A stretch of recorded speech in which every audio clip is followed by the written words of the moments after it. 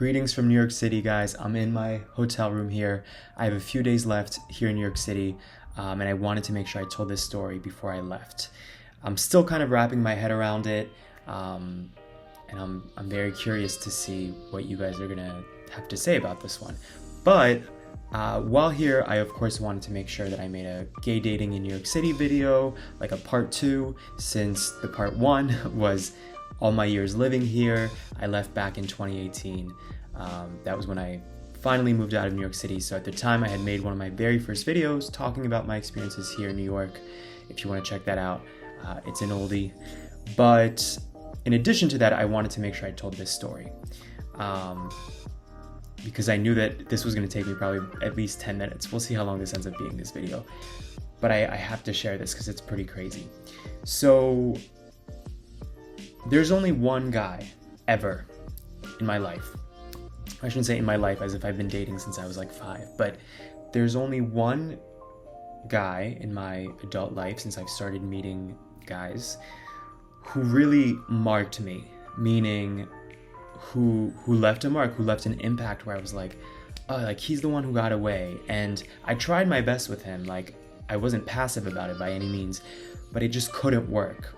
I don't know if it was timing, I don't know if it was his own issues, but despite my attempts, he just was like never ready. He when I first met him, he was right out of a relationship. He wasn't ready for the pressure, blah, blah, blah. But nobody has ever moved me like he did in terms of feeling like I had met somebody who was my complete match in every way. And it's hard to explain, but down to the touch, like down to the mannerisms, it felt like I belonged with him. It felt like I belonged with someone like him, personality-wise, physically, in terms of his complexities, all that stuff.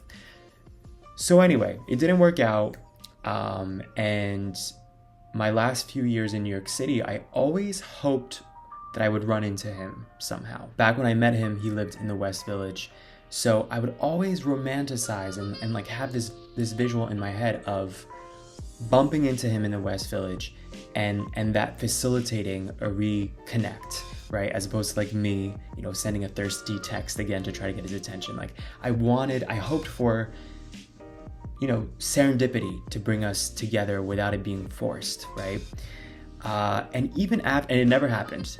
And even after I left New York City, the few times that I came back to visit, in the back of my mind, I would think, could this be the time that I'm gonna run into him? It's hard to explain, but when you have a visual in your mind for so long and you keep seeing that picture, it feels like you believe that it not only it can happen, but there's a good chance that it will. And I don't know if that's just me being a romantic, but I'm like that with a lot of things in life where it's so vivid in my mind that I'm like, it has to happen. Like I want to believe it'll happen, right?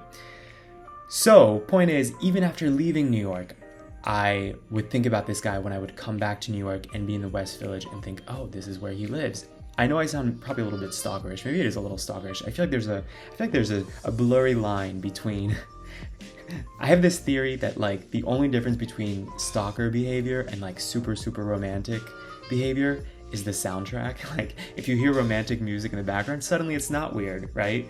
To be, throwing rocks at your lover's window with a boombox, right? Like in these classic romantic movies. But if you told a friend about that, he'd be like, what the fuck? Like, why are you, why are you outside somebody's window with a boombox and throwing rocks? And now, of course, what happened while I'm here in New York City, this is the story I have to tell. So I was walking to lunch, I was getting some food to eat, and as I'm walking, by the way, for anybody who knows New York City geography, I was basically on the edge of the West Village and the East Village.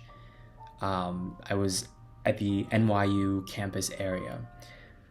So I'm walking up to this park called Union Square Park. And so, I'm walking along, and over here, so like 5 o'clock in terms of my view, like right here, I pass a guy, and it's not like I just stared at him, but it was like peripherally, right? Like I can kind of see him at the corner of my eye as I was waiting for the light to change so I could walk across the street. and I could just feel that it was him. Like I could just sense it. Again, I didn't get a full 10-second look, but just from a quick glance at the corner of my eye, and then as I stood there waiting for the light to change, and I was just kind of like, this, and he's coming this way behind me. I knew it was him. He also has a very distinct face, like almost caricature-esque. So I just knew it was him. And in the moment, my heart's like, like it's happening, that the moment is happening. And in my mind, I'm like, but this isn't how it's supposed to be. Like, we were supposed to be on like a pretty street in the West Village, and it was supposed to be like head-on collision so that he sees me clearly. While I'm waiting for this light and he's coming up behind, I could feel him. I'm pretty sure, I'm not 100% sure, but I'm pretty sure that he saw me, and he just kept walking. And I kind of did that thing where I pretended not to see him, like even though out of the corner of my eye I could spot him, I didn't make a clear sort of glance at him. But again, in the moment, I'm kind of panicking because I'm like, oh my God, like it's him. Not only is it him, but this is the moment that I like have visualized for years. I did the math, by the way, after the fact. I haven't seen him since 2015. That was the last time I physically saw him in real life. At the time of this video, that's 6 years ago. The last time I spoke to him, just like a text message, was probably 2016, maybe 2017. Point is, it's been years. It's been years and years and years. By the way, for the record, I looked really cute. And the wind was blowing this way, and the sun, the lighting was hitting right on my eye. Like it was ideal. Again, from his view. My view of him, from that very quick glance, he looked a little disheveled, honestly. And I told my friend this story, and she was like, it's probably the COVID, gaining COVID weight or whatever. I still think, he's a beautiful man, boy, whatever. But he didn't look his best. So of course, my ego, I'm like, great. Like I want him to have the best visual of me and be like, this is what you missed out on, bitch. Anyway, point is, I didn't stop to say anything. I didn't walk after him. Again, it's all so fast, right? These moments are like a 10-second opportunity. And in the moment, I kind of freaked out, not just because it was him, but this realization of, oh my God, like, I think I attracted this moment into my life. And of course, I was telling my friend this story, and she's like, you waited all this time, you visualized it, why didn't you say something? And I was trying to explain to her, at this point, it doesn't really matter to me anymore. Like, it's not even, in a beautiful way, it's almost, it's like I care more that it happened than that I saw him. I don't have a connection to him anymore. Like, I had tried so hard years ago to get to know him. He hadn't met me halfway. At a certain point, the longing sort of dissipates. And of course, that's what they always say with these things, right? That once you stop caring, once you stop obsessing, once you stop yearning, things just kind of flow through. And so for me, it went from this moment of kind of like panic and like, oh my God, I can't believe this is happening, to just this like inner peace of, wow, look at where I am in life today, now, that I have this little grin on my face that this happened because I know my experience and I know my thoughts of wanting to see him for so long, but I don't really have that anymore. And if we had a head-on collision, like where we both, were going right by each other and couldn't miss eye contact, I would have said something, I would have smiled.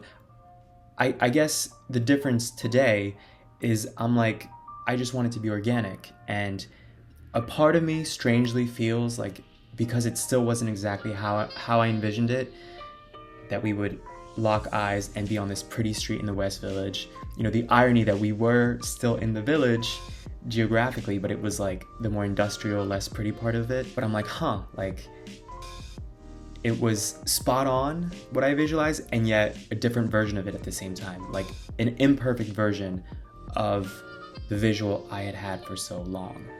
So it gave me a lot of, things to think about, obviously. But a part of me strangely feels like we're still going to reconnect in some way, and it will make more sense then.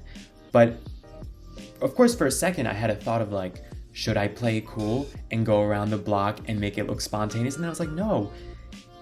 If this is all real, that I really attracted this moment, it only happened because I allowed it to I allowed myself to not control this, and I didn't even care anymore.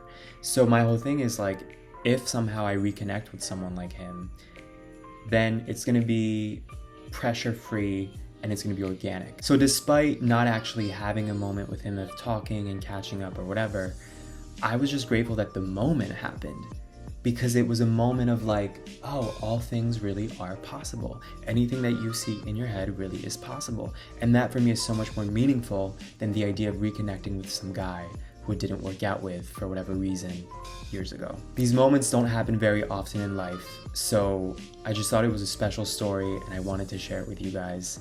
I can't believe that I've been visualizing that moment for about 6 years, 5 to 6 years. And that, of course, once I stopped caring or thinking about it, it just happened. You know, New York City is a city full of millions of people. What are the chances that you run into somebody that you've been wanting to run into for years, and it just happens like that? Serendipitously, like just at that moment, I happened to be walking that way. At that moment, he happened to be walking that way. Thanks for listening, and I'm curious what the comments are going to be like for this video. But I'll catch you guys when I'm back in Miami.